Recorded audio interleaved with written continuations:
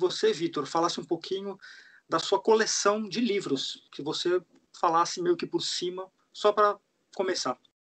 Cara, então, é a segunda vez que eu estou começando uma coleção de livros, né? Eu era de Manaus e agora estou em Curitiba. Infelizmente, a minha coleção de Manaus, que já tinha mais de 1.500 livros, eu tive que deixar. Não cabia no avião, infelizmente. Doeu no coração, doeu muito, né? Eu acho que o que mais doeu assim foi um livro raro de 1913, Jane Eyre, que eu tinha, da Emily Bronte. Mas enfim, era vida nova, né? Então não podia fazer muito.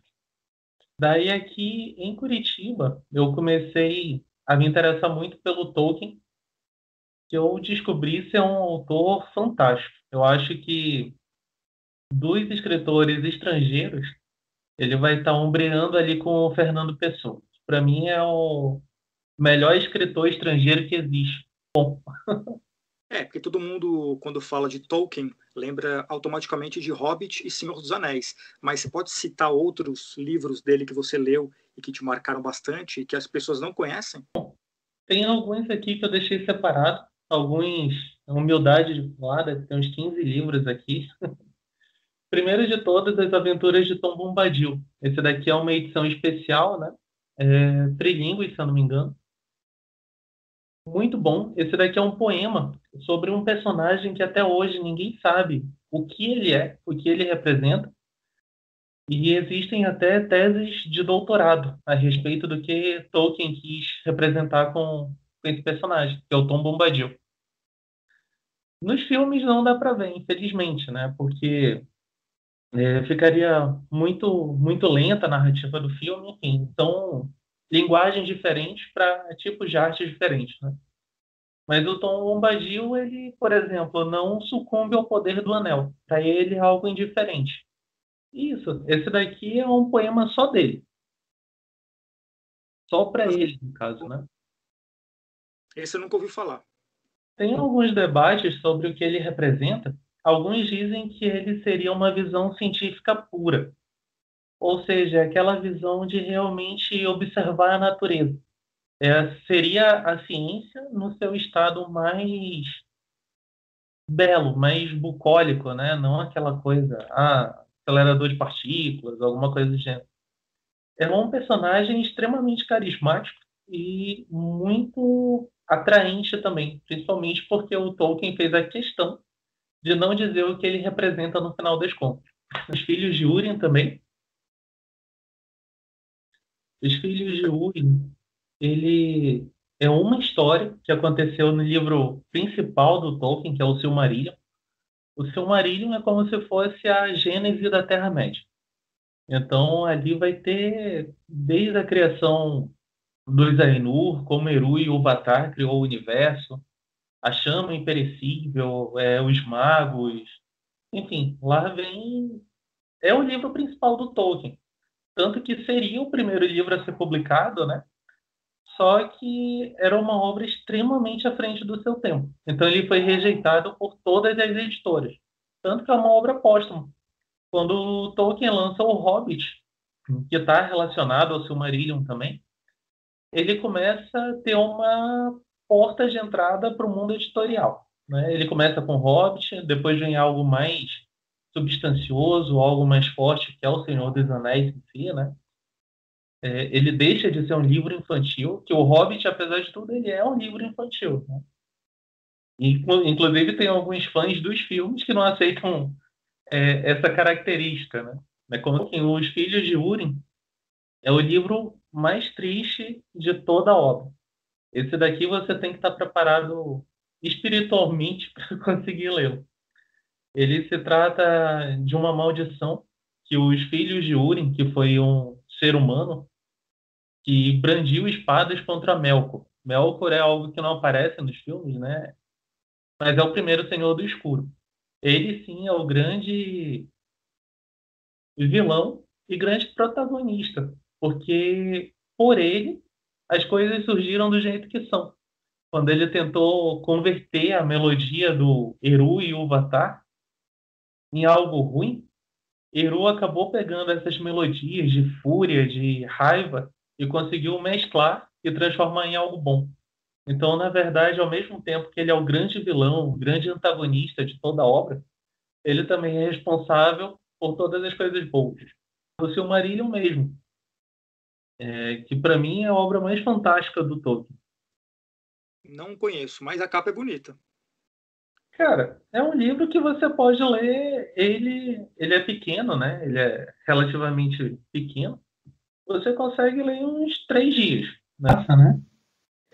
Ainda na Primeira Era, além dos Filhos de Húrin, eu posso citar também o Silmarillion. Esse daqui é a obra-prima do Tolkien, é uma obra póstuma. É interessante que o Silmarillion ele começou a escrever nas trincheiras da Primeira Guerra, só que ninguém na época topou lançar esse livro. Então ele teve que lançar o Hobbit, teve que lançar o Senhor dos Anéis, daí foi fazendo o público dele, né? E daí, postumamente, foi lançado o Silmarillion, que é a obra-prima dele. O Silmarillion é a gênese de toda a Terra-média, de todo o planeta, que é chamado de Ea, né? Enfim, ele dá uma cosmetologia muito bacana, ele dá uma cosmética muito bacana para o universo inteiro que ele criou. Ó, daí, continuando, tem um livro específico, que é A Queda de Gondolin. Deixa eu dar uma olhada. A Queda de Gondor? Queda de Gondolin. Queda de Gondolin. Isso, que é uma das histórias que tem no Silmarillion. É que é capa dura. Muito bacana. Só que, né, tem um porém. Esse daqui ele não é como se fosse um romance, né? São vários trechos que daí o Christopher Tolkien vai explicando mais ou menos o que era para passar ali, né? Então, quem espera um romance, né, um estilo de narrativa romana não vai achar aqui, né? Eles são vários trechos, é um apanhado de escritos fora de ordem que o Tolkien escreveu e que o filho dele vai comentando, né? Mas também é muito bom. Agora, partindo para a Segunda Era, a gente já tem aqui Os Contos Inacabados. É um livro muito bom. São contos ou o título remete a contos? Esse Contos Inacabados, ele vai... Deixa eu dar uma olhadinha na capa de novo. O que simboliza essa capa? Esse daqui é um dos Maia. Esse daqui é Humo, na verdade, é um dos Vala. E esse daqui é o prometido para salvar e ver também a queda de Gondolin. Esse daqui, se eu não me engano, é Turgon. Ele é primo do Túrin. Então ele também é um dos grandes nomes da humanidade. É fantástico. O Contos Inacabados ele vai girar em torno da Segunda Era, que é quando os elfos caem, conseguem se redimir, e daí os homens, né, os Númenóreanos, que é quem vai dar... que são os ascendentes do pessoal de Gondor, que é de lá que saem o Rei dos Homens. Ou seja, os Númenóreanos é o que havia de melhor entre os homens em todo aquele planeta, em todo aquele mundo. Os Númenóreanos eram o que havia de mais perfeito. Eram homens que viviam ali 500, 600 anos, e foi quando a humanidade chegou no auge do poder até então, na figura do Ar-Pharazôn. Bom, aqui tem a trilogia do Senhor dos Anéis. Esse daqui é uma edição especial.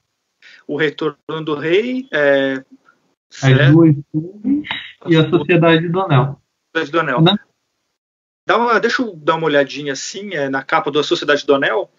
Ele é a edição especial que realmente é raro, você hoje em dia não encontra. Você comprou naquela época. Hoje em dia é mais difícil de achar. E se você acha, ela tá um pouquinho salgada, sabe? Sim. Mas de vez em quando ainda tem alguma edição dessas, mais para final de ano. Daí tem que dar uma aproveitada. Nas duas torres. Só para dar uma olhadinha na capa. Realmente é uma coisa bem bonita. As duas torres. E o Retorno do Rei. E o Retorno do Rei. E daí, uma coisa que é bom lembrar também é que quem conseguiu, conseguiu. Quem não conseguiu, não vai mais conseguir. Quantas páginas tem no total, juntando os 3 livros, a trilogia? Nossa, deixa eu ver aqui. Umas 2.000 páginas. Só falando agora, quem está editando, né, é a Martins Fontes. Então, esses livros aqui é só para quem aproveitou. Olha, os 3 juntos dá em torno de 1.500, 1.600 páginas. Você leu em quanto tempo isso aí? Cara, aproveitando bem, em torno de um mês e meio. Da segunda vez, que só foi por esporte mesmo, acho que uma semana mais ou menos. Então a Sociedade do Anel. É aqui que a gente conhece o famoso Tom Bombadil, que é um dos personagens mais estranhos. Ele sabe o que ele é, e o próprio Tolkien deixou em aberto o que ele é. Então, existem teses de doutorados para para tentar descobrir o que ele é. As Duas Torres, que é um livro intermediário, né? Um livro ali fazendo uma ponte. E também é muito bacana que ele vai mostrar a queda do próprio Saruman.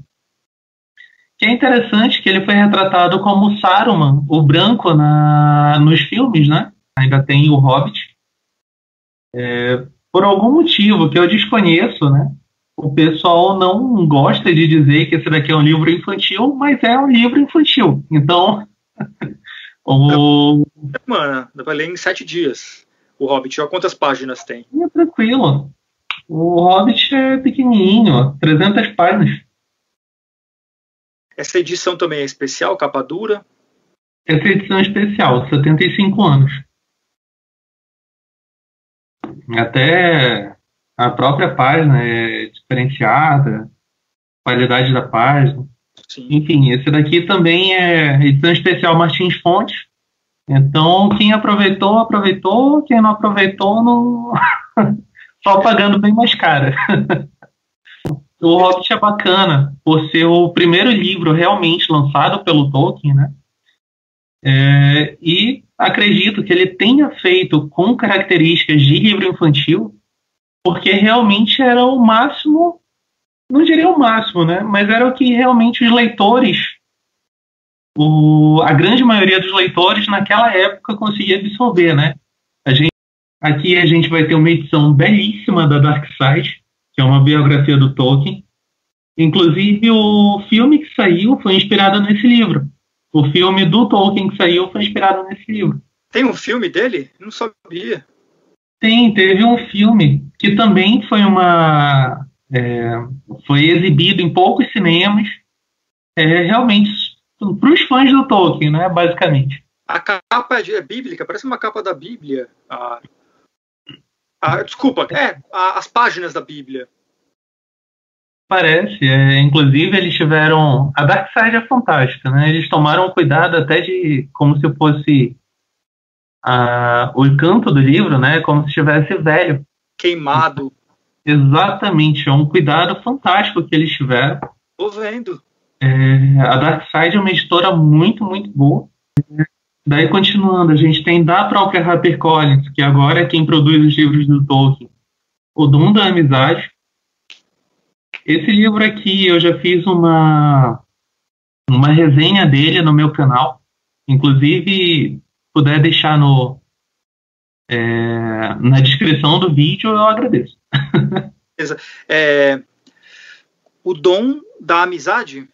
Isso. Esse daqui é muito bacana, que ele não é uma biografia nem do Tolkien, nem do Lewis. Ele é uma biografia da amizade dos dois. Então, ele vai passar desde a infância até quando eles se encontraram, como foi a criação do Tolkien com a mitologia dele, do C.S. Lewis com a mitologia já afirmada da cristandade, né?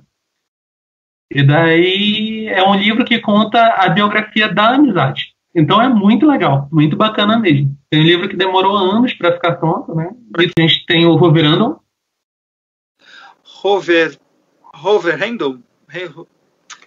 do Martins Fontes também. É uma edição mais nova essa, pelo que eu estou vendo. Isso, é relativamente nova, né? Também é um livro infantil do Tolkien. Esse daqui é muito, muito legal, que é de um... que daí não tem relação direta com a Terra-média, né? Mas aparece ali um personagem muito parecido com outro personagem que aparece ali na mitologia tolkieniana, né? Roverandom, o que significa? Meu inglês está um pouquinho enferrujado. Na verdade, esse daqui é o nome do personagem. É o nome do cachorrinho que vira... que é um cachorrinho de porcelana, que vira... Enfim. Muito... Random é transformar, random é virar. É algo assim também, não é? Não, é só o nome do personagem. Por trás de todo nome, assim, às vezes tem um significado em inglês, ao pé da letra, essas traduções. Olha, vindo do Tolkien, né, a gente espera de tudo, que ele era filólogo. Daí a gente tem Beowulf também. Beowulf é uma cobra, é uma serpente, uma tradução comentada. E tem os comentários do livro, é isso? Esse daqui é muito legal, que ele é uma mitologia própria do local, que o Tolkien viu que estava traduzida errada. Daí ele resolveu fazer ele mesmo a tradução dessa história. É uma história passada através de oralidade, né? E alguém resolveu escrever algum dia e dizer que aquilo ali era o correto. Daí o Tolkien disse, não, isso daqui está errado. Nessa humildade dele. Pelo volume, pela grossura desse livro, acabou.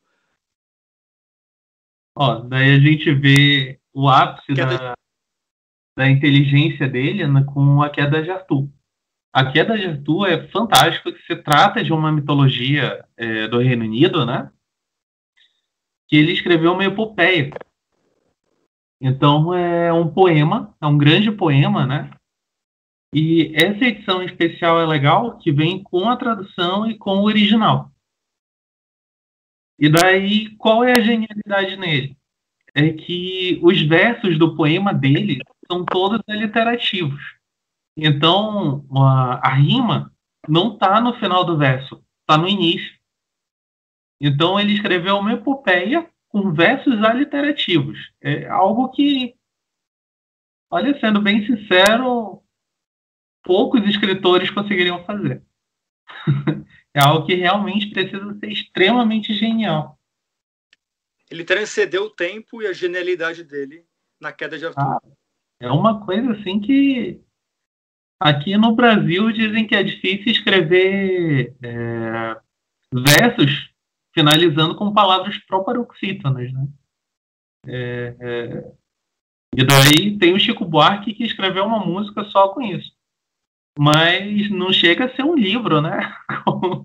com uma figura tão difícil, tão tremendamente difícil. Tão difícil, tão tremendamente difícil. E eu deixei esse daqui, por último, Árvore e Folha, que é aquele livro que é realmente para chorar. Então, é um conto, na verdade, em que... Dá uma olhadinha, ele é fininho, ele é... Dá para ler também. Ele é um conto, basicamente. A Árvore e a Folha, deixa eu dar uma olhada. Que capa de bom gosto, a Árvore e Folha. Bem trabalhada, desenhada, o designer a gravura. Esse livro aqui, esse conto, no caso, né? é realmente para fazer chorar, para fazer você pensar sobre a vida.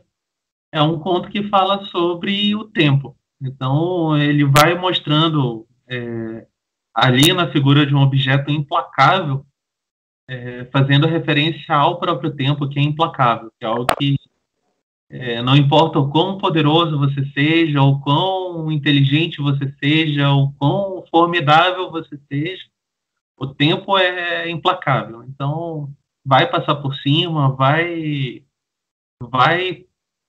esmagar você, e daí você tem a alternativa de aceitar e acompanhar, né? Ou sofrer, se frustrar. Realmente um livro assim para cerejinha do bolo, sabe? É aquele livro que você lê ali rapidinho, mas que marca profundamente a sua vida literária. Give us